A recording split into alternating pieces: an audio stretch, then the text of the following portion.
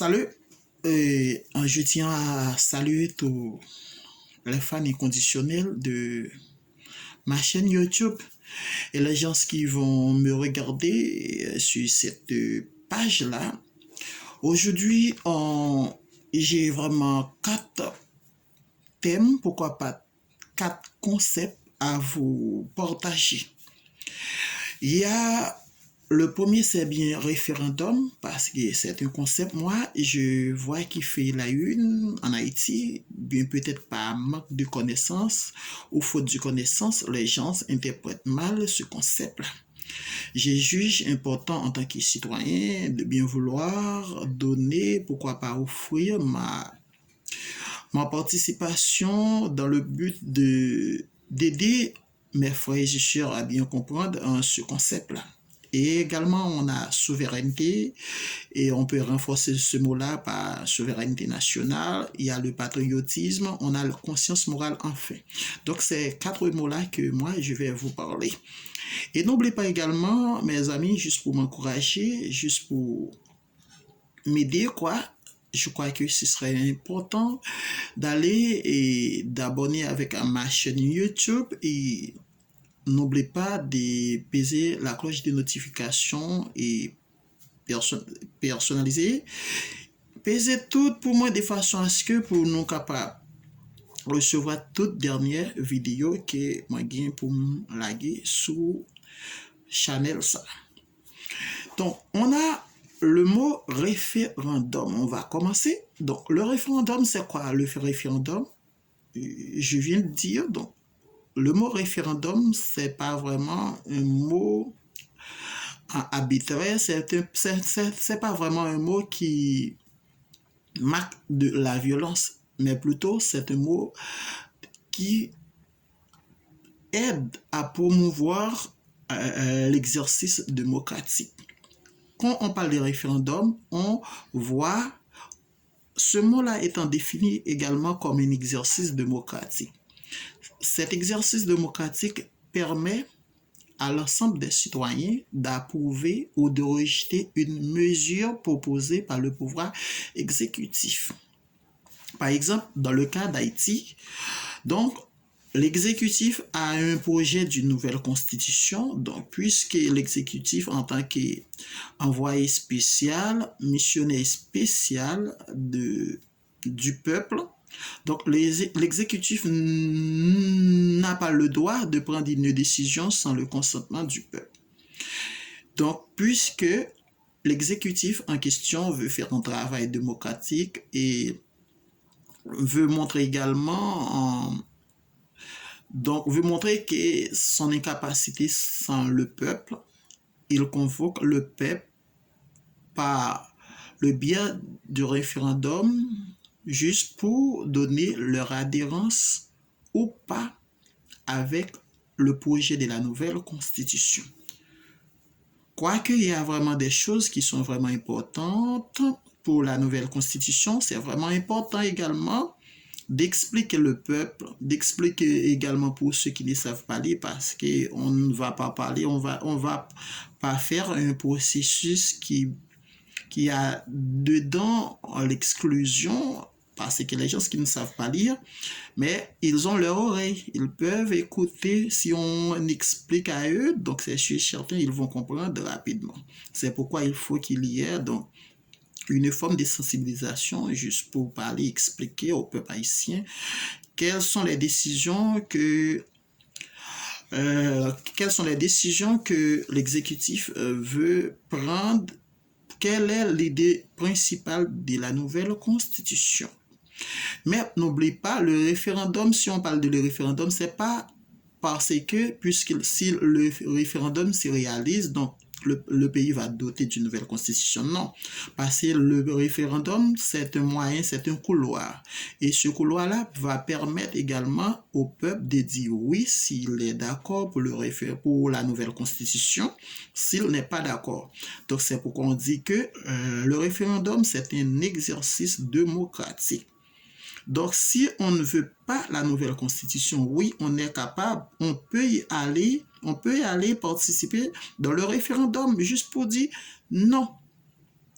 juste pour dire non. Si on est d'accord, on peut aller également juste pour dire oui. Mais on va comptabiliser le nombre de personnes qui disent oui, le nombre de personnes qui disent non. Et c'est le nombre de personnes qui disent non. Donc, c'est sûr et certain. Donc, on va laisser tomber le projet de la nouvelle constitution. Si le nombre de personnes qui disent oui est supérieur par rapport à ceux qui disent non, donc c'est sûr et certain, on va doter le pays d'une nouvelle constitution. Donc c'est ça le G, pourquoi pas l'exercice démocratique. Maintenant, on va parler également de la souveraineté. C'est quoi la souveraineté? La souveraineté, on dit la souveraineté, c'est caractère, si je vais renforcer le mot par la souveraineté nationale, on dit c'est le caractère d'un État qui n'est soumis à aucun autre État. Par exemple, Haïti, dans sa souveraineté, ne peut pas accepter à la France de dire ce que Haïti doit faire. À les États-Unis d'Amérique de dire à Haïti ce qu'il doit faire. Le Canada ne peut pas oser également de dire à Haïti ce qu'il doit faire parce que chaque pays est souverain. Donc, il ne s'agit pas de grands pays, de petits pays, mais plutôt le pays peut être petit, mais les hommes de ce pays-là doivent grand.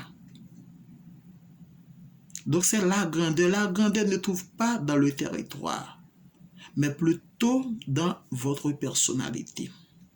L'État, en tant que personne morale, je ne sais pas comment je peux dire également, les membres de l'État doivent prouver aux gens, donc oui, on est un petit pays, mais nous avons de la moralité, nous avons une idéologie, nous avons un peuple. Si nous devons vraiment sauver, ce que nous devons sauver, c'est notre peuple. Si nous avons une décision à prendre, la décision que nous allons prendre doit être en faveur, doit faire l'affaire de notre peuple. Parce que c'est ça la souveraineté. Mais n'oublie pas, avec la question de souveraineté, si on a des accords, des traités qu'on a déjà signés avec des autres pays, donc on était d'accord, on avait discuté et on avait également une certaine adhérence, on était d'accord, donc pour telle chose, si on était d'accord, c'est sûr et certain. Avant d'être d'accord, donc c'est sûr et certain, nous avons tout discuté et nous avons finalement trouvé un point commun, une sorte d'entente. Et bien si nous avons discuté, on était d'accord, on n'a pas à sortir de là pour dire après on va violer les accords, les traités que nous avons déjà acceptés. C'est terminé. Donc, oui, on a vraiment la capacité de convoquer pour en discuter de nouveau, peut-être pour changer d'avis, mais on ne peut pas faire les choses n'importe comment. Ça, c'est clair. On va parler également du thème patriotisme.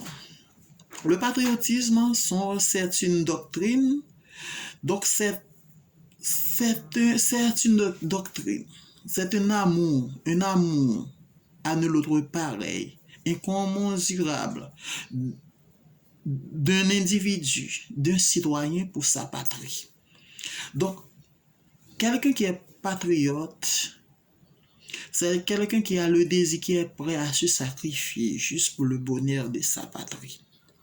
Et je crois que c'est vraiment important. Donc, ça ne devrait plus une définition, mais ça doit être une pratique. En tant qu'Haïtiens, nous n'avons pas d'autres refuges. Nous n'avons pas d'autres sûretés, d'autres lieux sûrs que notre cher Haïti, notre territoire. C'est pourquoi nous devons tous faire ensemble, faire en sorte également de promouvoir, de faire en sorte, de faire valoir, de hisser le standard de notre patrie, de notre nation. Nous devons également conjuguer nos efforts, nous devons nous unir, nous mettre ensemble pour faire progresser, pour faire épanouir notre pays.